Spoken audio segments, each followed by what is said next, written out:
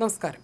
ഒരിടവേളയ്ക്ക് ശേഷം മാസപ്പടി കേസ് വീണ്ടും ചർച്ചയാകുമ്പോൾ CMRL MD കരിമണൽ കർത്ത എന്ന ശശിധരൻ കർത്തയുടെ പേര് വീണ്ടും ചർച്ചയാകുകയാണ്. കർത്തയിൽ നിന്ന് മാസപ്പടി വാങ്ങിയ കേസിന്റെ ഭാഗമായി മുൻ മുഖ്യമന്ത്രിയും പ്രതിപക്ഷ നേതാവുമായ പിണറായി വിജയന്റെയും മുൻ മന്ത്രിയും മരുമകനുമായ മുഹമ്മദ് റിയാസിന്റെയും വീടുകളിലടക്കം ED കഴിഞ്ഞ ദിവസം റെയ്ഡ് നടത്തിയിരുന്നു. ശരിക്കും അതിന്റെ കാരണബോധൻ കർത്തയായിരുന്നു. അതിവിചിത്രമാണ് കർത്തയുടെ ജീവിതകഥ. കർത്തയെക്കുറിച്ച് പറയുന്നതിന് മുൻപ് എന്താണ് കരിമണൽ, എന്താണ് അതിൻ്റെ ഉപയോഗമെന്ന് കൂടി ഒന്ന് പരിശോധിക്കാം. ഘടകധാതുക്കളുടെ ഗുണനിലവാരത്തിൻ്റെ അടിസ്ഥാനത്തിൽ ലോകത്തെ ഏറ്റവും മികച്ചതെന്ന് കണ്ടെത്തിയ കരിമണലാണ് കേരളത്തിലെ തീരപ്രദേശങ്ങളിലുള്ളത്. ആറ്റമിക് മിനറൽസ് ഡയറക്ടറേറ്റിൻ്റെ കണ്ടെത്തൽ പ്രകാരം തെക്കൻ കേരളത്തിലെ കരിമണൽ നിക്ഷേപത്തിൽ പ്രധാനം ഇൽമെനൈറ്റ് ആണ്. അത് കഴിഞ്ഞാൽ സിലിമിനൈറ്റ്, സിർക്കോൺ, റൂട്ടൈൽ, ലൂക്കോക്സിൻ, മോണോസൈറ്റ്, ഗാർസൈറ്റ് തുടങ്ങിയവ. ഇൽമെനൈറ്റ്, റൂട്ടൈൽ എന്നിവ സംസ്കരിച്ചെടുക്കുന്ന ടൈറ്റാനിയവും അതിൻ്റെ സംയുക്തങ്ങളും വളരെയേറെ ആവശ്യങ്ങൾക്കായി ഉപയോഗിക്കുന്നുണ്ട്. പെയിൻറ്റ്, പേപ്പർ, പ്ലാസ്റ്റിക്, തുണി, അച്ചടിമഷി, റബ്ബർ, കളിമൺ എന്നീ വ്യവസായങ്ങളിൽ ടൈറ്റാനിയം ഡയോക്സൈഡ് ഉപയോഗിക്കുന്നു. ഉപഗ്രഹ പേടകങ്ങൾ, അന്തർവാഹിനി, വിമാനം, missile, pace maker, bullet proof വസ്ത്രങ്ങൾ എന്നിവയുടെ നിർമ്മാണത്തിനും ഇത് ഉപയോഗിക്കുന്നുണ്ട്. വെൽഡിംഗ്, ഇലക്ട്രോഡ് ഉണ്ടാക്കാൻ റൂട്ടൈൽ ഉപയോഗിക്കുന്നു. സാനിറ്ററി വസ്തുക്കൾ, ടൈൽ, കളിമൺ പാത്രങ്ങൾ എന്നിവയുണ്ടാക്കാൻ സിർക്കോൺ ഉപയോഗിക്കുന്നു. ലോഹങ്ങൾ മുറിക്കാനും മിനുസപ്പെടുത്താനുമുള്ള ഉപകരണങ്ങൾ, ഡീസൽ എഞ്ചിൻ, ഇൻസുലേഷൻ സാധനങ്ങൾ, സീലുകൾ, പമ്പിൻ്റെ സ്പെയർ പാർട്സുകൾ എന്നിവയുണ്ടാക്കാനും ഇത് വേണം. Rare earth chloride, rare earth ഓക്സൈഡുകൾ, cerium oxide, tri sodium phosphorate, thorium oxide എന്നിവ വേർതിരിക്കാനാണ് മോണോസൈറ്റ് ഉപയോഗിക്കുന്നത്. ടൈൽ, പോളിഷിംഗ് ഉപകരണങ്ങൾ എന്നിവയുടെ നിർമ്മാണത്തിനും ഗാർനൈറ്റ് ഉപയോഗിക്കുന്നു. അലൂമിനിയം ഉൽപ്പാദനത്തിന് പറ്റിയ അയിരാണ് സിലിമനൈറ്റ്. ഇതിൻ്റെ എല്ലാം അടിസ്ഥാനം ഈ കരിമണലാണ്. എന്തിന് ആണവ സാങ്കേതിക വിദ്യയിൽ വരെയും കരിമണൽ ഉപയോഗപ്പെടും. അതായത് കരിമണൽ എന്നത് ശതകോടികൾ ഉണ്ടാക്കാൻ പറ്റിയ സാധനമാണ്. ഭാവി കേരളത്തിൻ്റെ ഗെയിം ചേഞ്ചർ കൂടിയാണ്. അറബികൾക്ക് പെട്രോൾ പോലെയാണ് കേരളത്തിന് കരിമണൽ. കേരളത്തിൽ പ്രധാനമായും കൊല്ലം, ആലപ്പുഴ ജില്ലകളുടെ തീരപ്രദേശങ്ങളിലാണ് ലോകോത്തര നിലവാരത്തിലുള്ള കരിമണൽ നിക്ഷേപമുള്ളതും ഖനനം നടക്കുന്നതും. ചവറ, ആലപ്പാട്, തോട്ടപ്പള്ളി എന്നിവിടങ്ങളിലാണ് പ്രധാനമായും ഖനനം നടക്കുന്നത്. നിലവിലെ നിയമപ്രകാരം പൊതുമേഖലാ സ്ഥാപനങ്ങൾക്ക് മാത്രമേ ഇന്ത്യയിൽ കരിമണൽ ഖനനത്തിന് അനുമതിയുള്ളൂ. കേരളത്തിൽ പ്രധാനമായും IREL, സംസ്ഥാന സർക്കാരിൻ്റെ KMML എന്നീ പൊതുമേഖലാ സ്ഥാപനങ്ങളാണ് നേരിട്ട് ഖനനം നടത്തുന്നത്. പക്ഷേ കരിമണൽ കൊണ്ട് ശതകോടീശ്വരനായത് ഇവർ ആരുമല്ല.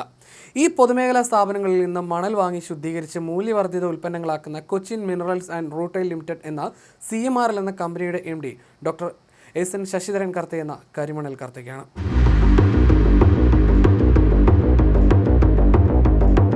ഇന്നലെ വരെ ഒന്നുമല്ലാതിരുന്ന, ആരും അറിയപ്പെടാതിരുന്ന ഒരാൾ ഒരു സുപ്രഭാതത്തിൽ കോടീശ്വരനാകുക. കോടികൾ വാരിയെറിഞ്ഞ് അയാൾ മാധ്യമങ്ങളുടെയും രാഷ്ട്രീയ നേതൃത്വത്തിൻ്റെയും പ്രിയങ്കരനാകുക. അതിശയകരം തന്നെയാണ് കർത്തയുടെ ജീവിതകഥ. എറണാകുളം ജില്ലയിലെ മൂവാറ്റുപുഴ പുല്ലുവഴി സ്വദേശിയാണ് ശശിധരൻ കർത്ത. മാതാപിതാക്കളെക്കുറിച്ച് കൃത്യമായ വിവരങ്ങൾ പൊതുസമൂഹത്തിൽ ലഭ്യമല്ലെങ്കിലും ഒരു സാധാരണ കുടുംബത്തിൽ ജനിച്ച അദ്ദേഹം പിന്നീട് സ്വന്തം പ്രയത്നം കൊണ്ട് വ്യവസായ സാമ്രാജ്യം കെട്ടിപ്പടുത്തുമെന്നാണ് പറയുന്നത്. കേരളത്തിൽ പ്രാഥമിക വിദ്യാഭ്യാസവും തുടർ പഠനവും പൂർത്തിയാക്കിയ കർത്ത പിന്നീട് പ്രവാസിയായി സൗദി അറേബ്യയിലേക്ക് പോയി. അവിടെ ബിസിനസ് രംഗത്ത് പ്രവർത്തിച്ച് സാമ്പത്തിക അടിത്തറയുണ്ടാക്കി. തുടർന്ന് പ്രവാസ ജീവിതം അവസാനിപ്പിച്ച് 1989 കേരളത്തിലേക്ക് മടങ്ങിയെത്തി. കേരള സർക്കാർ സ്ഥാപനമായ KSIDCയുമായി സഹകരിച്ചാണ് കരിമണലിൽ നിന്ന് സിന്തറ്റിക് റൂട്ടുകൾ ഉൽപ്പാദിപ്പിക്കുന്നതിനായി 1989 അദ്ദേഹം KMRL സ്ഥാപിക്കുന്നത്. പിന്നീട് ചുരുങ്ങിയ വർഷങ്ങൾ കൊണ്ട് അദ്ദേഹം ഒരു കോടികളുടെ ആസ്തിയുള്ള ഒരു വ്യവസായിയായി മാറി. മരുഭൂമിയിൽ നിന്ന് കരിമണലിലേക്ക് പറിച്ചു നട്ട ജീവിതം എന്നാണ് അദ്ദേഹത്തെക്കുറിച്ച് ഒരു ബിസിനസ് മാഗസിനിൽ വന്ന ലേഖനം പറയുന്നത്. CMRL സ്ഥാപിക്കുമ്പോൾ ശശിധരൻ കർത്ത ഒറ്റയ്ക്കായിരുന്നില്ല. അദ്ദേഹത്തിൻ്റെ സഹോദരന്മാരും കുടുംബാംഗങ്ങളും പ്രാരംഭ നിക്ഷേപത്തിലും കമ്പനിയുടെ പ്രൊമോട്ടർമാരായും ഒപ്പമുണ്ടായിരുന്നു. പ്രവാസ ജീവിതത്തിന് ശേഷം നാട്ടിൽ തിരിച്ചെത്തി ഒരു വലിയ വ്യവസായം തുടങ്ങുമ്പോൾ കുടുംബത്തിൻ്റെ പൂർണ്ണ പിന്തുണയോടെയാണ് ഒരു ഫാമിലി ബിസിനസ് എന്ന രീതിയിൽ ഇതിന് തുടക്കമിട്ടത്. എന്നാൽ കമ്പനി വാണിജ്യാടിസ്ഥാനത്തിൽ ഉൽപ്പാദനം ആരംഭിക്കുകയും വലിയ ലാഭത്തിലേക്ക് ഉയരുകയും ചെയ്തതോടെ കുടുംബാംഗങ്ങൾക്കിടയിൽ ഭിന്നത രൂക്ഷമായി. കമ്പനിയുടെ പൂർണ്ണമായ നിയന്ത്രണം ശശിധരൻ കർത്ത സ്വന്തം കൈകളിൽ കേന്ദ്രീകരിക്കാൻ ശ്രമിച്ചതാണ് പ്രധാന കാരണമെന്നാണ് ഇത് സംബന്ധിച്ച് പഠിച്ചവർ എഴുതിയിട്ടുള്ളത്. കമ്പനിയുടെ പ്രൊമോട്ടർ ഗ്രൂപ്പിൽ കർത്തയുടെ ഭാര്യ ജയ കർത്ത, മകൻ ശരൺ ശശിധരൻ കർത്ത എന്നിവരുടെ സ്വാധീനം വർദ്ധിക്കുകയും മറ്റ് സഹോദരങ്ങളുടെയും ബന്ധുക്കളുടെയും ഓഹരി വിഹിതവും ബിസിനസ്സിലെ പങ്കാളിത്തവും ക്രമേണ കുറയപ്പെടുകയും ചെയ്തു. അഭിപ്രായ വ്യത്യാസങ്ങൾ രൂക്ഷമായതോടെ സഹോദരങ്ങളും മറ്റ് ചില കുടുംബാംഗങ്ങളും ശശിധരൻ കർത്തയുമായി പൂർണ്ണമായി തെറ്റിപ്പിരിഞ്ഞു. കമ്പനിയിലെ തങ്ങളുടെ അവകാശങ്ങൾ സ്ഥാപിച്ചു കിട്ടാൻ ഇവർ കർത്തയ്ക്കെതിരെ നിയമപരമായ നീക്കങ്ങൾ നടത്തിയിരുന്നു. ഒടുവിൽ സഹോദരങ്ങളെയും മറ്റ് ബന്ധുക്കളെയും കമ്പനിയുടെ ഡയറക്ടർ ബോർഡിൽ നിന്ന് പ്രധാന തീരുമാനങ്ങളിൽ നിന്നും കർത്ത പൂർണ്ണമായി ഒഴിവാക്കുകയാണ് ഉണ്ടായത്. ഈ തർക്കങ്ങൾക്ക് ശേഷം CMRLന്റെ പ്രൊമോട്ടർ കുടുംബം എന്ന പദവിയിൽ ശശിധരൻ കർത്ത, ഭാര്യ ജയ കർത്ത, മകൻ ശരൺ കർത്ത എന്നിവർ മാത്രമായി ചുരുങ്ങി. നിലവിൽ കർത്തയുടെ മകൻ ശരൺ കർത്തയാണ് കമ്പനിയുടെ മാനേജിംഗ് ഡയറക്ടർ പദവി കൈകാര്യം ചെയ്യുന്നത്. കർത്തയുടെ കുടുംബവുമായി ബന്ധപ്പെട്ട എംപവർ ഇന്ത്യ ക്യാപിറ്റൽസ് ഇൻവെസ്റ്റ്മെൻറ്റ് പോലുള്ള മറ്റ് കമ്പനികളിലും ഈ കുടുംബാംഗങ്ങൾ മാത്രമാണ് മുൻനിരയിലുള്ളത്.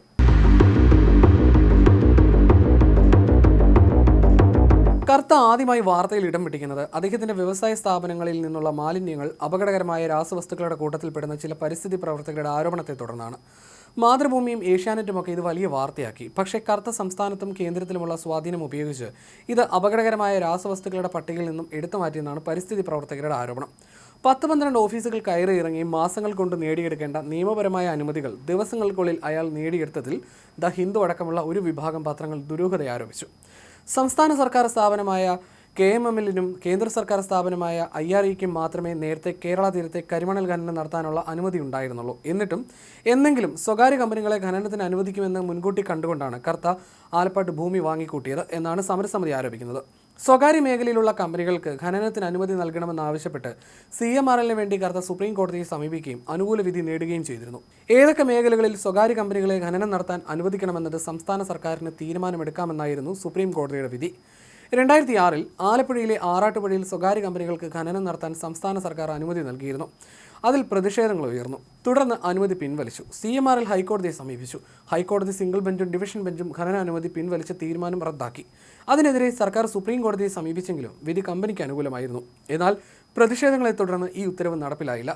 CMRL കോടതി നടപടികൾ തുടർന്നു. കരിമണൽ ഖനനത്തിൽ സ്വകാര്യ കമ്പനികൾക്ക് അനുമതി നിഷേധിക്കുന്ന സംസ്ഥാന സർക്കാരിന്റെ തീരുമാനത്തിൽ വീഴ്ച സംഭവിച്ചിട്ടുണ്ടെന്നായിരുന്നു സുപ്രീം കോടതിയുടെ കണ്ടെത്തൽ.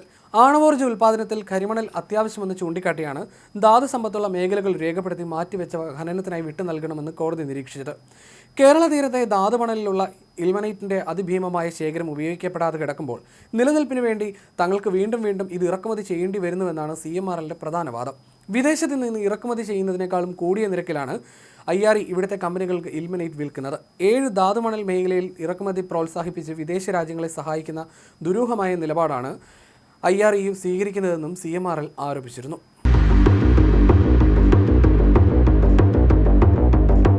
പെരിയാറിനെ മലിനീകരിക്കുന്നതിൽ മുൻപന്തിയിൽ നിൽക്കുന്ന കമ്പനിയുടെ ഉടമയെന്ന നിലയിൽ പ്രദേശവാസികളും പരിസ്ഥിതി പ്രവർത്തകരും ശശിധരൻ കർത്തയ്ക്കെതിരെ പലതവണ സമരരംഗത്തിറങ്ങിയിരുന്നു. ഇയാൾക്കെതിരെ സമരം ചെയ്ത പരിസ്ഥിതി പ്രവർത്തകരെ കള്ളക്കേസിൽ കുടുക്കി അകത്തിട്ട സംഭവങ്ങളും ഉണ്ടായിട്ടുണ്ട്. പമ്പ ശുദ്ധീകരണവുമായി ബന്ധപ്പെട്ട കരാർ നഷ്ടപ്പെടാനിടയാക്കിയതാണ് തങ്ങളോടുള്ള കർത്തയുടെ വൈരാഗ്യത്തിന്റെ പ്രധാന കാരണമെന്നാണ് പരിസ്ഥിതി പ്രവർത്തകർ പറയുന്നത്. തന്റെ കമ്പനിയിലെ മാലിന്യങ്ങളിലെ രാസവസ്തുക്കൾ ഉപയോഗിച്ച് പമ്പ ശുദ്ധീകരിക്കാമെന്ന അവകാശവാദത്തോടെ പരിസ്ഥിതി മലിനീകരണ നിയന്ത്രണ ബോർഡുമായി ചേർന്ന് പരീക്ഷണ പ്ലാന്റാണ് കർത്ത പമ്പയിൽ തുടങ്ങിയത്. 2009-ലായിരുന്നു ഇത്. അന്ന് ദ ഹിന്ദു പത്രം ഇതിന്റെ ദോഷവശങ്ങളെക്കുറിച്ച് തുടർച്ചയായി റിപ്പോർട്ട് ചെയ്തിരുന്നു. ഇത് ശ്രദ്ധയിൽപ്പെട്ട പരിസ്ഥിതി പ്രവർത്തകർ വിദഗ്ധരുടെ സഹായത്തോടെ അവിടെ പഠനം നടത്തുകയും ഇതിന്റെ അനന്തരഫലം സംബന്ധിച്ച് റിപ്പോർട്ടുകൾ നൽകുകയും ചെയ്തു. ഇതിനെ തുടർന്ന് 2009-2010-ൽ കർത്തയുടെ നിയന്ത്രണത്തിലുള്ള പമ്പ ശുദ്ധീകരണ പദ്ധതി സർക്കാർ നിരോധിച്ചു. കർത്തയുടെ കമ്പനിയിലെ മാലിന്യങ്ങൾ പമ്പയിൽ കലർത്താനുള്ള ശ്രമമായിരുന്നു യഥാർത്ഥത്തിൽ ഈ പദ്ധതി. കരിമണലിൽ നിന്നും സിന്തറ്റിക് ടൂട്ടൈൽ നിർമ്മിക്കുമ്പോൾ ഉണ്ടാകുന്ന ഉപ ഉൽപ്പന്നമായ ഫെറസ് ക്ലോറൈഡ് പമ്പയിൽ പരീക്ഷിച്ച് അത് വിജയമാണെന്ന് അവകാശപ്പെട്ട് കേരളത്തിലെ എല്ലാ നദികളിലും ഉപയോഗിക്കാമെന്നതായിരുന്നു പദ്ധതി. അങ്ങനെ ഉപയോഗിച്ചാൽ തൻ്റെ കമ്പനിയിലെ മാലിന്യം ഒഴിവായി കിട്ടും. ഒപ്പം ഫെറസ് ക്ലോറൈഡിന് വിപണി കണ്ടെത്താനുമാകും. ഈ ലക്ഷ്യം പരിസ്ഥിതി പ്രവർത്തകരുടെ സംയോജിതമായ ഇടപെടൽ കാരണം പാളുകയാണ് ഉണ്ടായത്. എന്നാൽ തൻ്റേത് ജെനുവിൻ പദ്ധതിയായിരുന്നുവെന്നും പരിസ്ഥിതി പ്രവർത്തകർ ഭീതി വ്യാപാരം നടത്തുകയാണെന്നുമായിരുന്നു കർത്ത ആരോപിച്ചത്.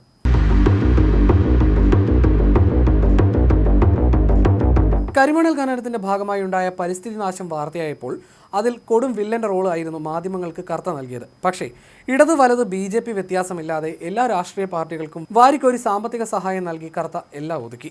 എന്തിന് എപ്പോഴും പരിസ്ഥിതി അനുകൂല നിലപാടുകളും കോർപ്പറേറ്റുകൾക്കെതിരായ സമരങ്ങളും നയിച്ചിരുന്ന VS അച്യുതാനന്ദൻ കരിമണൽ കർത്തയുമായി അടുത്ത സൗഹൃദം സ്ഥാപിച്ചത് അക്കാലത്ത് രാഷ്ട്രീയ കേന്ദ്രങ്ങളിൽ വലിയ അത്ഭുതമായിരുന്നു. കൊച്ചിയിൽ നിന്നുള്ള തൻ്റെ ചില വിശ്വസ്തരായ ഇടനിലക്കാർ വഴിയാണ് കർത്ത VSലേക്ക് എത്തിയതെന്നാണ് അറിയുന്നത്. എന്നും പൊതുമേഖലയ്ക്ക് വേണ്ടി നിലകൊണ്ട VS കരിമണൽ ഖനനത്തിൽ മാത്രം സ്വകാര്യ മേഖലയ്ക്ക് വേണ്ടി വാദിച്ചത് അത്ഭുതമായിരുന്നു. വ്യവസായ പുരോഗതിക്കായി സ്വകാര്യ മേഖലയ്ക്കും കരിമണൽ ഖനനത്തിനും അനുമതി നൽകണമെന്ന് കർത്തയുടെ ആവശ്യത്തിന് അനുകൂലമായി VS നിലപാട് എടുത്തിട്ടുണ്ട്. 2013-ൽ സ്വകാര്യ ഖനനത്തിനായി CITUവും INTUCയും ചേർന്ന് സെക്രട്ടേറിയറ്റിലേക്ക് നടത്തിയ മാർച്ച് ഉദ്ഘാടനം ചെയ്തത് VS ആയിരുന്നു. VS മുഖ്യമന്ത്രിയായിരുന്ന 2009-2010 കാലഘട്ടത്തിലാണ് അന്നത്തെ LDF സർക്കാർ ശശിധരൻ കർത്തയുടെ പേര് രാജ്യത്തെ പരമോന്നത പുരസ്കാരങ്ങളിലൊന്നായ പത്മശ്രീക്കായി കേന്ദ്രത്തിന് ശുപാർശ ചെയ്തത്. അന്നത്തെ വ്യവസായ മന്ത്രിയായിരുന്ന ഇളമരം കരീം വഴിയാണ് ഈ നീക്കം നടന്നത്. മാധ്യമ മുതലാളികളുമായും അടുത്ത ബന്ധം അദ്ദേഹത്തിനുണ്ടായിരുന്നു. ഇതോടെ പല വാർത്തകളും പുറത്തു വരാതായി എന്നാണ് സമരസമിതിക്കാർ പറയുന്നത്. ഇതിനിടയിൽ മാതൃമലയാളം എന്ന പേരിൽ കർത്ത ഒരു പത്രവും തുടങ്ങിയിരുന്നു. തന്റെ കരിമണൽ ബിസിനസ്സുകൾക്കെതിരെ ഉയരുന്ന ജനകീയ പ്രക്ഷോഭങ്ങളും വാർത്തകളും പ്രതിരോധിക്കാനും അധികാര ഇടനാഴികളിൽ സ്വാധീനം നിലനിർത്താനുമായി 2014 നവംബറിലാണ് ശശിധരൻ കർത്ത ആലപ്പുഴയിൽ നിന്ന് മാതൃമലയാളം പത്രം ആരംഭിക്കുന്നത്. എഴുത്തുകാരനായ പായിപ്ര രാധാകൃഷ്ണനായിരുന്നു ഈ പത്രത്തിന്റെ പ്രിന്ററും പബ്ലിഷറും. എന്നാൽ ഈ പത്രത്തിന് ദീർഘകാലം മുന്നോട്ട് പോകാൻ കഴിഞ്ഞില്ല. 2016 ജൂണിൽ ഈ പത്രം അപ്രതീക്ഷിതമായി പൂട്ടിക്കെട്ടേണ്ടി വന്നു. ഒരു മധ്യാഹ്ന പത്രം എന്ന രീതിയിലാണ് ഇത് പ്രധാനമായും പ്രവർത്തിച്ചിരുന്നത്. പ്രമുഖ മാധ്യമപ്രവർത്തകരെ അണിനിരത്തി തുടങ്ങിയെങ്കിലും പത്രത്തിന് വിപണിയിൽ വിചാരിച്ചത്ര സ്വാധീനമുണ്ടാക്കാനോ ലാഭത്തിലെത്താനോ സാധിച്ചില്ല. ഉമ്മൻചാണ്ടിയുടെ നേതൃത്വത്തിലുള്ള UDF സർക്കാരിന്റെ ചില നയങ്ങളെ വെല്ലുവിളിച്ചുകൊണ്ട് പത്രത്തിൽ വാർത്തകൾ വന്നിരുന്നു. കരിമണൽ വ്യവസായത്തിനുള്ള സർക്കാർ അനുമതികൾ നിഷേധിക്കപ്പെടുമെന്ന ഭയവും തുടർന്നുണ്ടായ രാഷ്ട്രീയ സമ്മർദ്ദങ്ങളും കാരണമാണ് പത്രം പെട്ടെന്ന് തന്നെ പൂട്ടാൻ കർത്ത തീരുമാനിച്ചതെന്നും പിന്നീട് വിലയിരുത്തലുണ്ടായി. കൃത്യമായ മുൻകൂട്ടി അറിയിപ്പുകൾ നൽകാതെ പെട്ടെന്ന് പത്രം പൂട്ടിയത് മൂലം അവിടുത്തെ ഡസൻ കണക്കിന് മാധ്യമപ്രവർത്തകർക്കും ജീവനക്കാർക്കും ജോലി നഷ്ടപ്പെടുകയും ഇത് വലിയ തൊഴിൽ തർക്കങ്ങൾക്ക് കാരണമാവുകയും ചെയ്തു. പിൽക്കാലത്ത് ഇതിന്റെ കണക്കുകളും പുറത്തു വന്നു. കർത്തയുടെ മാസപ്പടി ലിസ്റ്റിൽ മാധ്യമപ്രവർത്തകർ വടയാർ സുനിലിന്റെ പേരൊക്കെ വന്നത് ഈ പത്രം വഴിയാണ്. കർത്തയ്ക്ക് ആകെ കൈപൊള്ളിയത് ഈ പത്ര ബിസിനസ്സിൽ മാത്രമാണ്. പ്രളയ ദുരിതാശ്വാസത്തിന് കോടികൾ നൽകിയും കർത്ത കയ്യടി നേടി. 2018 കേരള മഹാപ്രളയത്തിന്റെ സമയത്ത് മുഖ്യമന്ത്രിയുടെ ദുരിതാശ്വാസ നിധിയിലേക്ക് ശശിധരൻ കർത്തയുടെ കമ്പനിയായ Cochin minerals and rutile limited 2.58 കോടി രൂപയാണ് സംഭാവന നൽകിയത്. അന്നത്തെ മുഖ്യമന്ത്രി പിണറായി വിജയൻ ആഹ്വാനം ചെയ്ത സാലറി ചലഞ്ച് ഏറ്റെടുത്തുകൊണ്ടാണ് ഈ തുക കൈമാറിയത്. ആകെ നൽകിയ 2.58 കോടി രൂപയിൽ 58 ലക്ഷം രൂപ കമ്പനിയിലെ ജീവനക്കാർ അവരുടെ ഒരു മാസത്തെ ശമ്പളമായി സംഭാവന ചെയ്തതാണ്. ബാക്കി 2 കോടി രൂപ കമ്പനിയുടെ കോർപ്പറേറ്റ് ഫണ്ടിൽ നിന്നും ശശിധരൻ കർത്ത അനുവദിക്കുകയായിരുന്നു. തിരുവനന്തപുരത്ത് വെച്ച് മുഖ്യമന്ത്രി പിണറായി വിജയനെ നേരിട്ട് കണ്ട് ശശിധരൻ കർത്തയും കമ്പനി ഉദ്യോഗസ്ഥരും ചേർന്നാണ് ഈ തുകയുടെ ചെക്ക് അന്ന് കൈമാറിയത്. അന്നത്തെ വ്യവസായ മന്ത്രി EP ജയരാജനും ചടങ്ങിൽ സന്നിഹിതനായിരുന്നു. ഇതെല്ലാം കർത്ത ചെയ്യുന്നത് സ്വന്തം PR വർക്കിനും കൂടിയായിരുന്നു. അധികാരത്തിന്റെ ഏത് ഇടനാഴികളും കർത്തയ്ക്ക് മുന്നിൽ വളരെ പെട്ടെന്ന് തുറക്കുമെന്നാണ് പറയുക.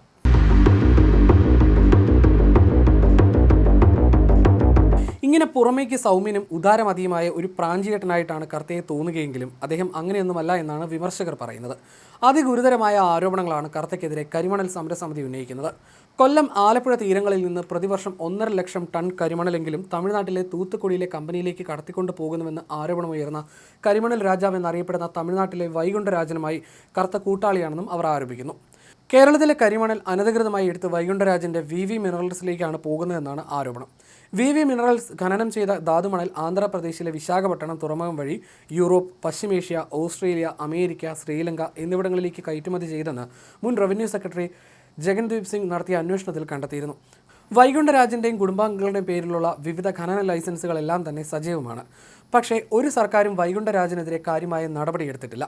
കേരളത്തിൽ നിന്ന് കടത്തിക്കൊണ്ടുപോകുന്ന കരിമണലിൽ നിന്ന് വേർതിരിച്ച ധാതുക്കൾ വൈകുണ്ഠരാജന്റെ VV മിനറൽസ് കേരളത്തിലെ പൊതുമേഖലാ കമ്പനികൾക്ക് തന്നെയാണ് വിറ്റ് കോടികൾ കൈക്കലാക്കുന്നത്. ചോദിക്കുന്ന തുകയാണ് വൈകുണ്ഠരാജൻ രാഷ്ട്രീയ പാർട്ടികൾക്ക് നൽകാറ്. അതുകൊണ്ട് തന്നെ ഇയാളുടെ കാര്യത്തിൽ ഒരു ചോദ്യം കേരളത്തിൽ നിന്നോ തമിഴ്നാട്ടിൽ നിന്നോ ഉയരാറില്ല.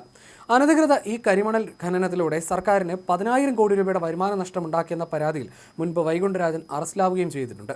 അയാൾക്ക് കേരളത്തിലും വേരുകൾ ശക്തമാണെന്നാണ് കരിമണൽ ഖനന വിരുദ്ധ സമരസമിതി പറയുന്നത്. ആറാട്ടുപുഴയിൽ 12.73 ഏക്കർ ഭൂമി വൈകുണ്ഠരാജൻ വാങ്ങിയിരുന്നു. വൈകുണ്ഠരാജനെ കൂടാതെ കേരളത്തിൽ ഈ രംഗത്ത് സജീവമായിട്ടുള്ളത് ശശിധരൻ കർത്തയാണ്. ബിനാനിപുരത്ത് പ്രവർത്തിക്കുന്ന CMRLന്റെ ഉടമ ശശിധരൻ കർത്തയ്ക്ക് തൃക്കുന്നപ്പുഴ വില്ലേജിൽ 50 ഏക്കർ ഭൂമിയുണ്ട്. ഇവിടെ നിന്നും കരിമണൽ കടത്തുന്നതിനായി അന്നത്തെ ADGP ആയ വിൻസെന്റ് പോൾ 2014 തന്നെ റിപ്പോർട്ട് നൽകിയിരുന്നു. കരിമണൽ ഖനനം ലക്ഷ്യമിട്ടാണ് ആലപ്പുഴയുടെ തീരങ്ങളിൽ സ്വകാര്യ ലോബി വൻതോതിൽ ഭൂമി വാങ്ങിക്കൂട്ടിയത്. വിവിധ സർവേ നമ്പറുകളിലുള്ള ഭൂമിയാണ് കർത്ത വാങ്ങിക്കൂട്ടിയിരിക്കുന്നത്. കഴിഞ്ഞ 5 വർഷം കൊണ്ട് 10,000 കോടിയുടെ കരിമണൽ കള്ളക്കടത്ത് തമിഴ്നാട്ടിലേക്ക് നടന്നതായിട്ടാണ് ക്രൈംബ്രാഞ്ച് നൽകുന്ന വിവരം. നിരന്തര ഖനനം കാരണം ആലപ്പാട് ഭൂപടത്തിൽ നിന്ന് അപ്രത്യക്ഷമാകുമ്പോഴും ഇവർക്കെതിരെയൊന്നും നടപടി ഉണ്ടാവുന്നില്ല എന്നാണ് നാട്ടുകാരുടെ ആക്ഷേപം. എന്നിട്ടും ഇതിനെതിരെയൊന്നും കാര്യമായ അന്വേഷണം ഉണ്ടായിട്ടില്ല. ഇവയെല്ലാം എങ്ങനെയാണ് കർത്തി ഒതുക്കിയതെന്ന് ചോദിച്ചാൽ വ്യക്തമാണ്, പണമെറിഞ്ഞു തന്നെ.